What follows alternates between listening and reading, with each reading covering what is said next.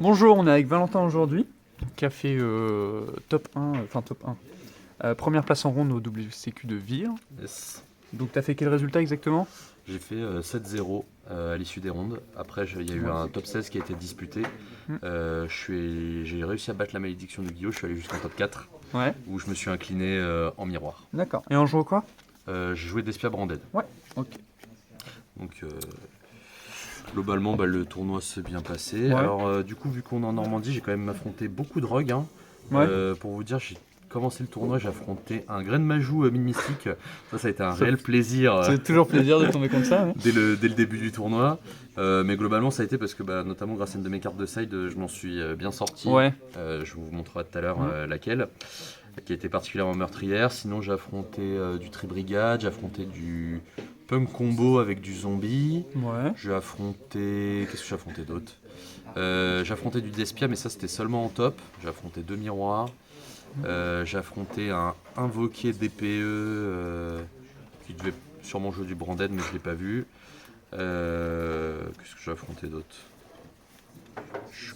Ah oui, j'avais affronté un Tri-Brigade Harpy qui me mettait la piège. Ah ouais. J'étais pas très content au début. Ouais, bah oui.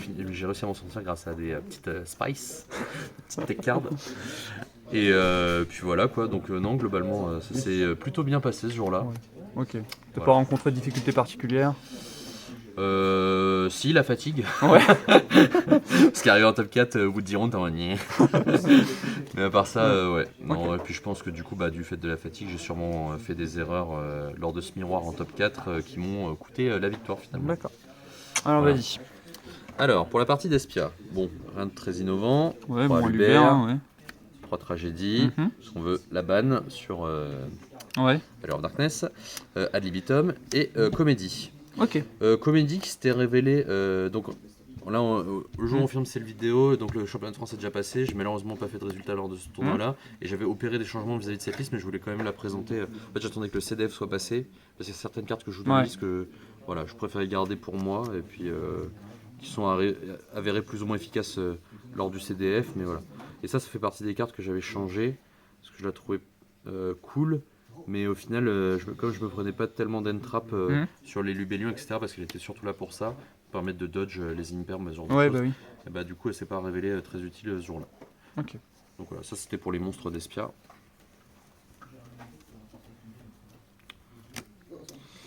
3 Fallen of Albaz, parce que du coup, on joue une grosse engine branded et ça reste une bonne normal summon en go second. Et au grind, ça aide un peu, d'en avoir 3 plutôt que 2. Un Albion, c'est le upstart du deck qui se recycle tout le temps, et puis on joue une petite combo avec Mercourier. Ecclesia pour le monstre live, parce que du coup, contrairement à Snow, elle me faisait pas ban de cartes, et en fait elle se recyclait à chaque tour. Donc j'aimais vraiment bien ce côté-là, j'avais monté vraiment le deck en mode le but c'était d'avoir un très gros grand game. Au final, pour le CDF, après j'ai joué Snow, et c'est vrai que Snow elle est quand même super forte dans le deck, donc elle est cool, mais Snow reste quand même plus forte. Kit, ça fait un deuxième à Lubert, et en fait potentiellement le fait qu'elle se spé, contrairement à toute seule, j'entends, contrairement à Lubert, parce qu'à Lubert pour le spé il faut opening, mais du coup c'est vraiment cool. Et des fois le fait de recycler une carte de sa main, la renvoyer dans le deck, ça peut servir. Ok. Et du coup 3 Mercourier, parce qu'on voulait vraiment c'est lui ou Tragédie qu'on veut ban sur Allure of Darkness. Ouais, ok. Du coup pour le CDF je l'avais joué qu'à 2. 2 c'était un meilleur ratio déjà quand on joue vraiment un gros engine branded. Ok. 3 Allure of Darkness, je détaille Ouais, pas. bah, ça c'est classique. Hein. Bon ça je détaille pas non Ouais, plus. ouais. 3 Branded in Red, alors ça c'est vraiment très très fort à 3. De 1 pour le grind game, de 2 parce que ça permet de dodge des entraps justement encore une fois comme les Veilers ou les Imperm, ou même des interruptions adverses, admettons si on joue contre Sword Soul, le mec il essaie de nous chichao un monstre, on peut chaîne Branded in Red, faire une fusion avec le monstre avec lequel on a activé l'effet et on dodge la carte. Ouais. Bon Branded Lost, du coup dans une version d'Espia Branded, c'est la carte qui fait la liaison entre les deux, le fait que ton adversaire puisse pas répondre à la résolution d'une fusion. C'est un peu débile, on peut le dire. Juste broken. Opening. Ouais. Call by, meilleure carte du jeu. Ouais, bah oui. Le terrain, super fort, super sous-coté. En fait, si t'as le terrain et genre à Lubert au grave, t'es intuable. Genre admettons avec un masquerade, parce que le mec il va taper une première fois le masquerade. À Lubert il va revenir. Il va te taper à Lubert. Masquerade il va revenir. Il va retaper le masquerade. Masquerade va pouvoir faire son effet pour revenir. Donc en gros, avec juste masquerade à Lubert le terrain, t'as 4 body où le mec il galère à passer en fait. Donc juste trop fort. Gold Sark parce que du coup, comme on joue une version avec 3 Mercourier Tragédie, c'est vraiment quelque chose. Voilà, bah, je la trouve meilleure que Foolish parce qu'en fait, justement, comme on joue Mercourier, bah, du coup, elle permet de le faire 3 contrairement à Foolish. Ouais. Super poli, bon bah. C'était pour les miroirs, et puis bah, la carte est débile, hein, il est écrit tu joues pas. Donc, Oui, voilà. Branded Sword, ça c'est pour la combo avec Albion. On banne Mercourier, on va chercher Albion. Albion Foolish la carte. En plus, on pioche 1 et on la banne pour récupérer. Donc, du coup, ça fait que notre allure plus Mercourier, ça fait plus 2. Ok.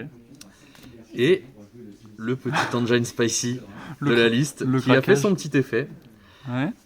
Alors l'idée derrière ça c'était parce que du coup ce qui fait très très mal au deck et on l'a vu de toute façon avec beaucoup de deck profile au CDF, c'est pour ça que les mecs ils jouent Cross Out Designator. Moi l'idée c'était que du coup je joue ça pour justement dodge les haches parce qu'en fait du coup l'idée c'est qu'avec Engage je cherche multi-roll, je proc l'effet de multi-roll en classant n'importe quoi et en fait après l'adversaire peut plus répondre à mes magies donc je peux pas me faire hache branded de fusion et du coup ça faisait même que mes magies au global étaient encore plus fortes et d'ailleurs le truc c'est qu'avec notre version là, avec les allures, avec les branded opening, le gold sarcophage, ce genre de choses, ça m'est déjà arrivé plusieurs fois dans le tournoi de résoudre Engage pioche 1. Donc vraiment fort. C'est sympa. Et du coup je voulais une deuxième target pour pas être me dire bah, si j'ai déjà multi-roll, bah, du coup j'ai une autre target.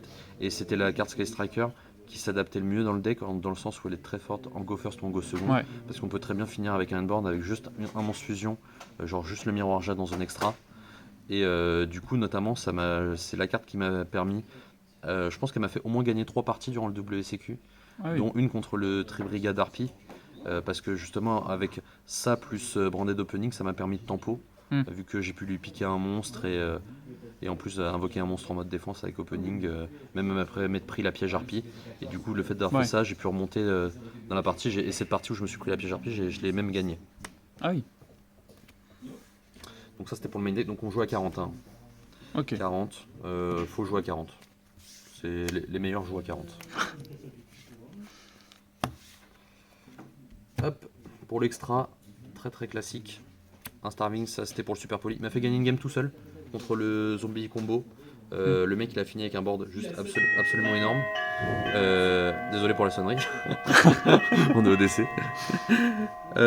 En gros le mec il avait le gros qui revient à chaque tour parce que t'as un terrain, le zombie qui respect du grave, Baron, Crystron et Vampire Sucker. Je l'ai super poli avec donc sa grosse synchro et le roi des baloches là. J'invoque lui. Du coup, effet, je fais son effet pour copier l'effet de Baron. Et du coup, là, soit il me laisse copier l'effet de Baron et son nom. Et dans ce cas-là, je me retrouve avec une negate 1, pet 1. Soit il negate. Et après, dans ce cas-là, je me retrouve avec un Rasboard.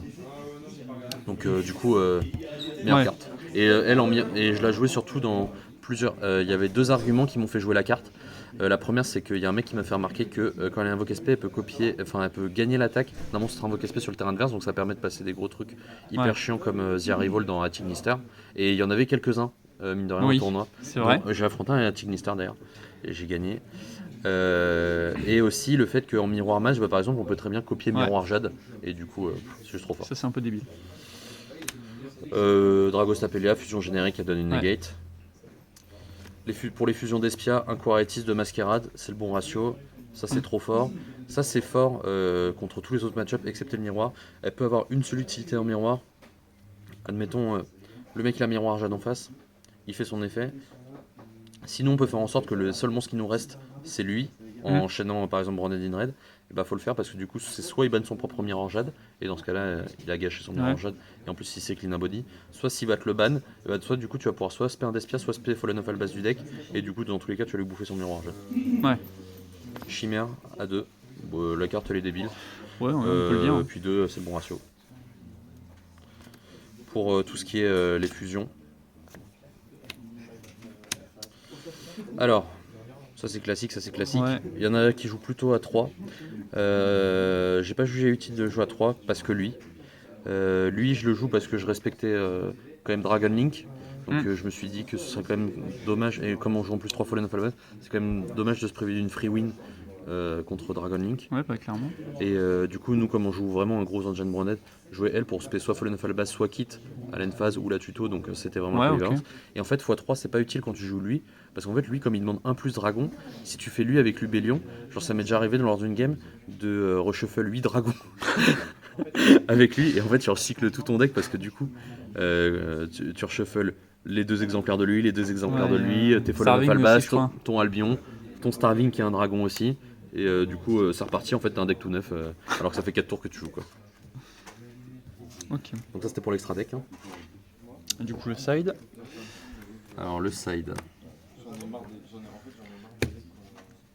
Petit token PCS, let's go. Wow.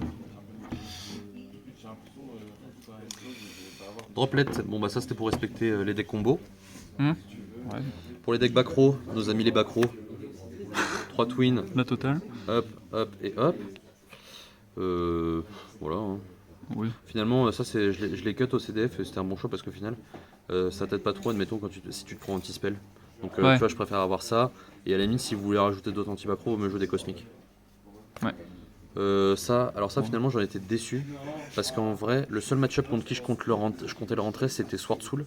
J'en ai pas croisé d'ailleurs à ce tournoi là. Ouais. Parce qu'en miroir je trouve ça pas très intéressant de s'auto-bloquer, donc de développer tes plays qui développent du card advantage contre l'adversaire, sachant que tu peux jouer d'autres cartes qui peuvent vraiment bloquer beaucoup l'adversaire sans te gêner toi personnellement. Du coup plus token collector. Ouais, plutôt token collector à la limite, ou même moi l'erreur que j'ai faite dans cette liste là c'est de pas jouer d'entrap. Il faut jouer d'entrap dans le format, il faut jouer H au minimum. Voilà. Branded Opening, je l'ai mis en side parce que finalement elle est très forte, surtout en miroir et contre les match-ups qui peuvent jouer potentiellement des Dark ou des Light. Donc je voulais pas la jouer main deck, et le fait que ce soit une piège, c'est potentiellement un peu lent. Et la meilleure carte du side, Virus, celle qui m'a fait gagner contre le Grand Macho Mystique, parce que la carte, tu tributes un monstre à 2500 Dark, tu peux regarder même, ça pète tout, ça pète de la main, ça pète du terrain, ça fait que tu regardes la main de l'adversaire, ça au CDF ça a été meurtrier, ça fait que je gagne post-side, je gagne des games instantanément sans rien faire. Ouais. Donc les mecs en gros ils voient ça, j'ai fait ça en miroir match, le mec il avait littéralement 5 magies, un monstre, bon bah il joue plus quoi. Donc ouais la carte elle est meurtrière, dans le deck elle est ultra gratuite. Parce que du coup tu tributes un Masquerade, tu tributes un Miroir Jade, si tu joues une version avec Dramaturge tu peux tributer un Dramaturge et c'est cadeau. Ouais. Décidément.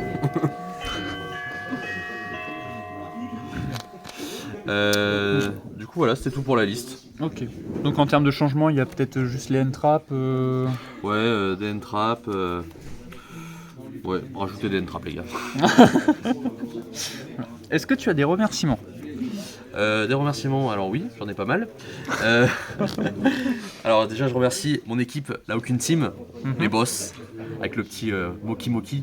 Notamment Romain avec qui on a pas mal parlé decklist et avec qui ça doit être celui de l'équipe avec lequel j'ai le plus playtest. Ouais. Je remercie également mon asso, TCG Camp, du coup avec qui je playtest pas mal, et notamment Maxou, qui au début j'ai hésité à jouer à 40, alors que j'ai toujours été un joueur qui joue à 40 cartes, mais du coup de voir les decklists de Torres, tout ça, ça m'a fait hésiter, et c'est lui qui m'a dit vraiment, faut jouer à 40, ça maximise les ratios, etc., c'est le mieux, donc merci à toi Maxou. Donc ouais, je joue à 40. Et également Pierre qui tient cette caméra. Merci. Et avec qui on playteste pas mal, etc. Et je remercie également les joueurs de la Isolde, notamment Axel qui m'a aidé à faire certains choix et qui m'a sorti au CDF, petit enfoiré. À charge de revanche. Voilà, parce que du coup il m'a donné 2-3 tips pour la liste, notamment le Starving et aussi c'est lui qui m'a convaincu de me mettre plutôt Banishment en side et c'était un bon choix. Donc voilà, merci aussi aux joueurs de la Isolde. Très bien. Salut les gars, à la prochaine. Salut.